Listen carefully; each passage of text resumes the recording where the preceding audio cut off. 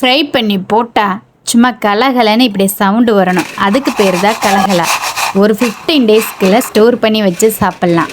2 spoon அளவுக்கு ரவை எடுத்து கொஞ்சமாக தண்ணி ஊற்றி ஊற வச்சுக்கோங்க 10 நிமிஷம். 1.5 கப் அளவுக்கு மைதா எடுத்துக்கோங்க. அது கூடவே ஊற வச்ச ரவையும் ஆட் பண்ணிக்கலாம்.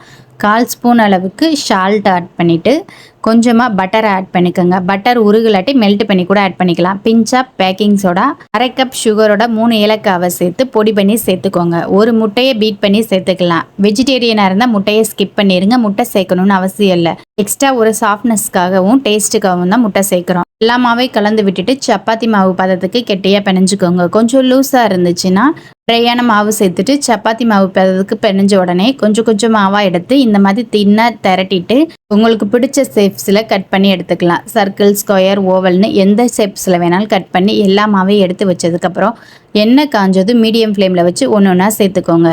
ஒவ்வொன்றும் வேக ஆரம்பிக்கும் போது ஆட்டோமேட்டிக்காக எண்ணெயில் இந்த மாதிரி மிதந்து வந்துடும். 2 பக்கமும் குலோப்ஜாம் வேகிற மாதிரி பொன்னிறமாக செவந்ததுக்கப்புறம் எடுத்துருங்க. கருக விடக்கூடாது. மீடியம் ஃப்ளேமில் வச்சுட்டு குக் பண்ணுங்கள்.